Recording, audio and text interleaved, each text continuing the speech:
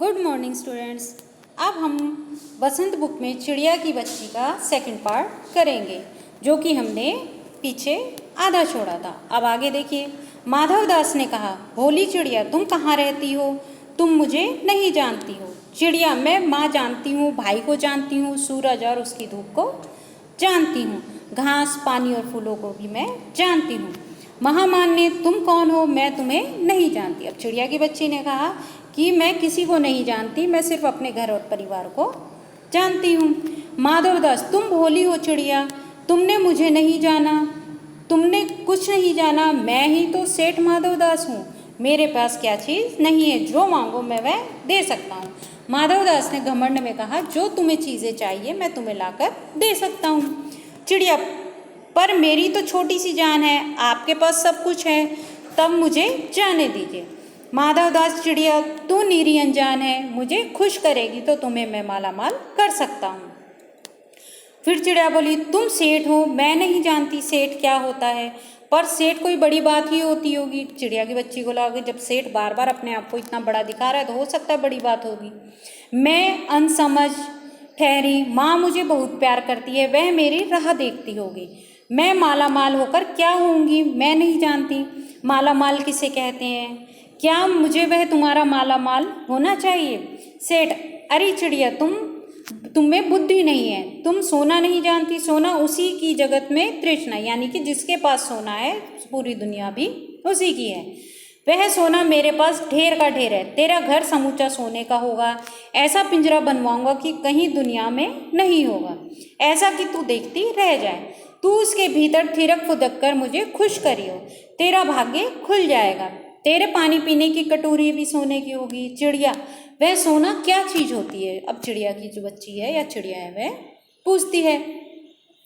सेठ, तू क्या जानेगी, तू चिड़िया जो है, सोने का मूल्य सीखने के लिए तुझे बहुत सीखना है। बस यह जान ले कि सेठ माधवदास तुझसे बात कर रहा है, जिससे मैं बात तक कर लेता हूँ उसकी किस्मत खुल जाती है। तू अभी जग का हाल नहीं जानती। मेरी कोठियों पर कोठियाँ हैं और बगीचों पर बगीचे, दास दासियों की संख्या नहीं है, पर तुझे देखकर मेरा मन प्रसन्न होता है। ऐसा वरदान कब किसी को मिलता है? चिड़िया, तू इस बात को समझती क्यों नहीं? चिड़िया, सेठ मैं नादान हूँ, मैं कुछ नहीं समझती, पर मुझे देर हो रही है, माँ मेरी राह देखती होगी।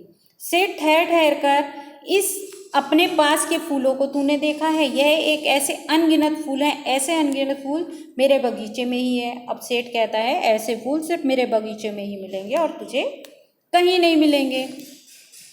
वे भांति भांति के रंग के हैं, तरह तरह की उनकी खुशबू है। चिड़िया, तैने मेरा चित्त प्रसन्न किया और वे सब फूल तेरे लिए ही खिला करेंगे। वहाँ घास घोंसले में तेरी माँ है, पर माँ क्या है इस बहार के सामने? तेरी माँ क्या है? अब माधवदास इस तरीके से कहता है, वहाँ तो तेरे घोंसले में कुछ तो है ही नहीं, तू अपने को नहीं देखती। कैसी सुंदर तेरी गर्दन है, कैसी रंगीन दे, तू अपने मूल्य को क्यों नहीं जानती या क्यों नहीं देखती? मैं तुझे सोने में मढ़कर तेरे मूल्य को चमका दूंगा। तैने मेरे चित्त को प्रसन्न किया है, तू जा और यहाँ पे रह। चिड़िया, सेठ मैं आपको नहीं जानती, इतना जानती हूँ कि मेरी माँ मेरी है और मुझे यहाँ देर हो रही है। सेठ, मुझे रात मत करो, रात में अंधेरा बहुत हो जाता है और मैं राह भूल जाऊंगी। सेठ ने कहा, अच्छा चिड़िया, जाती हो तो जाओ, पर इस बगीचे को अपना ही समझो, तुम बड़ी ही सुंदर हो। यह कहने के साथ ही सेठ ने एक बटन दबा दिया। उसके दबाते ही दूर कोठी के अंदर आवाज़ हुई, जिसे सुनकर एक दास झटपट भागकर बाहर आया। दास यानी नौकर। यह सब क्षण भर में हो गया, इतनी जल्दबाजी में हो कि चिड़िया को कुछ समझ में ही नहीं आया।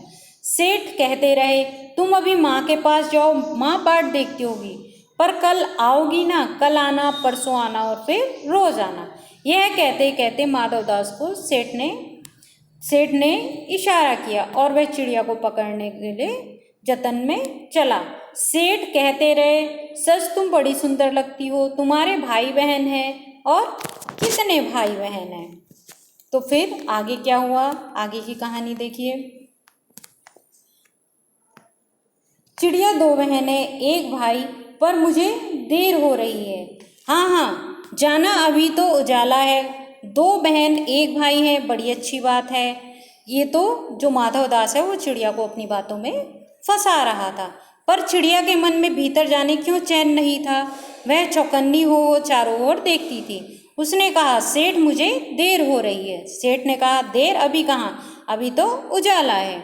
मेरी प्यारी चिड़िया, तुम अपने घर का इतना सुंदर हाल सुनाओ, तब तक हाल सुनाओ, तुम डरो मत। चिड़िया ने कहा, सेठ मुझे डर लग रहा है, मेरी माँ दूर है, रात हो जाएगी तो राह नहीं सूझेगी, मुझे रास्ता पता नहीं चलेगा।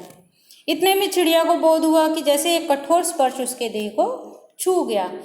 वह चीख देकर चिल्लाई और एकदम उड़ी। नौकर के फैले हुए पंजे में वह आकर भी ना आ सकी।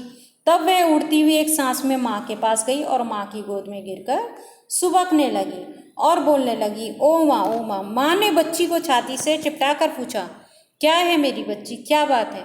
पर बच्ची काँप काँप कर माँ की छाती से चिपक गई और बोली, कुछ नहीं, बस सुबकती रही। ओ माँ, ओ माँ। बड़ी देर में उसे ढाढ़स बंधा। तब वह पलक मीचकर उस छाती में ही चिपक कर सोई, जैसे अब वह पलक नहीं खोलेगी। इसका मतलब यह है कि वह बहुत ज़्यादा डर गई थी माधवदास से। तो अब स्टूडेंट्स, अब आपको इस कहानी को पढ़ना है और समझना है।